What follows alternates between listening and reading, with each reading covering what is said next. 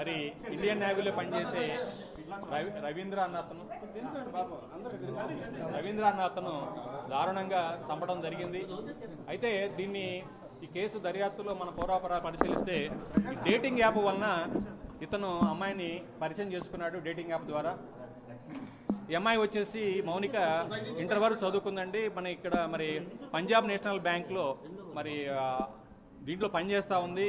ఆ ఆఫీస్ సబార్డినేట్గా పనిచేస్తూ ఉంది. అప్పుడప్పుడు ఈ మ్యారేజ్ ఈవెంట్స్ కూడా పార్టిసిపేట్ చేస్తుంది.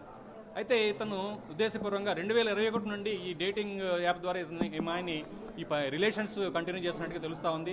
2024లో ఈ రవీంద్రకి ముద్దాయి రవీంద్రకి పెళ్లి జరిగిందండి.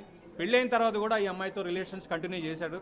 మరి ఈరోజు మరి విచారిస్తే అమ్మాయితో ఇబ్బందులు వచ్చినాయి, అభిప్రాయ భేదాలు వచ్చినాయి. ఇతను చెప్పే వర్షం ప్రకారం ఏంటంటే ఈ అమ్మాయి ఎక్కువ డబ్బులు డిమాండ్ చేస్తూ ఉంది, నేను తట్టుకోలేకపోతున్నాను, అమ్మాయి హరాస్మెంట్, ఆ ఉద్దేశంతోనే నేను ఈ అమ్మాయిని చంపానని చెప్పేసి అతను కన్ఫెషన్ ఇవ్వడం జరిగింది.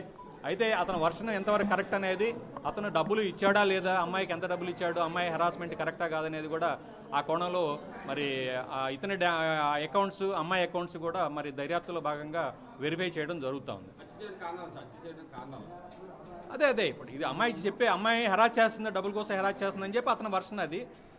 మా దర్యాప్తులు ఏంటంటే అమ్మాయిని ఏదో రకంగా వదిలించుకోవాలన్న ఉద్దేశంతోనే అతను చంపినట్టుగా విల్పులుగానే అతను ఇంటికి పిలిపించేసి అమ్మాయిని చనిపోయిన తర్వాత అమ్మాయి డెడ్ బాడీని డిస్పోజ్ చేయాలన్న ఉద్దేశంతో మరి 3 భాగాలు చేసి ఒక భాగాన్ని ముందుగా తీసుకెళ్లి అడివార ప్రాంతంలో తగలబెట్టాడు పెట్రోల్ పోసి. అదేవిధంగా మిగతా 2 భాగాలు కూడా దాన్ని డిస్పోజ్ చేయాలన్న ఉద్దేశంతోనే అతను ఆ విధంగా చేస్తున్నాడు. ఇల్లంతా కూడా రక్త మరకలు లేకుండా క్లీన్ చేస్తున్నాడు. ఎన్ని పరిశీలిస్తే అతను ఉద్దేశపూర్వకంగానే చంపి ఆ శవాన్ని కూడా కనపడకుండా మాయ చేయాలన్న ఉద్దేశంతోనే ఇవన్నీ చేసినట్టుగా మనకి తెలుస్తూ ఉంది.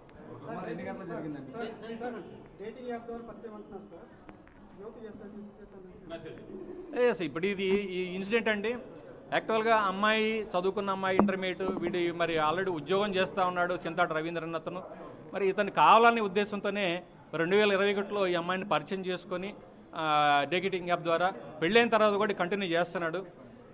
దీంట్లో మనం తెలుసుకోవాల్సిన నీతి ఏంటంటే యూత్ ముఖ్యంగా ఈ డేటింగ్ యాప్లు అనేది మన కల్చర్ కాదండి, ఇది ఇంపోర్ట్ అయిన కల్చరు. మరి అవతల వ్యక్తి ఎవరో కూడా మనకు తెలియకుండా అతనితో పరిచయం పెంచుకోవడం, అతనితో చాట్ చేయడం, అతను చెప్పిందల్లా నమ్మడం, అతనితో పాటు మరి బయటికి తిరగడం, షికారులు తిరగడం, దానివల్ల ఎంత ప్రమాదకరమో ఈ ఇన్సిడెంట్ తెలుస్తూ ఉంది. కాబట్టి ముఖ్యంగా యువత మీరు ఈ డేటింగ్ యాప్ల పట్ల, సోషల్ మీడియాలో కొన్ని మెసేజ్ల పట్ల చాలా జాగ్రత్తగా ఉండాలండి. లేకపోతే ఇలాంటి ఇన్సిడెంట్ జరిగే అవకాశం ఉంది. దీనిలో ముఖ్యంగా తల్లిదండ్రులు కూడా వాళ్ళ పాత్ర పోషించాలండి. మరి పిల్లలు ఏ విధంగా చేస్తున్నారు, వాళ్ళు ఏం చూస్తున్నారు, మరి ఏం ఫాలో అవుతున్నారు, సోషల్ మీడియా ఎంత ప్రమాదకరంగా ఉందో కూడా వాళ్ళు చెప్పాల్సిన బాధ్యత ఉంది. వాళ్ళ పట్ల కూడా మనం జాగ్రత్తగా ఉండాల్సిన అవసరం కూడా ఉందని చెప్పేసి అందరికీ తెలియపరుస్తాను.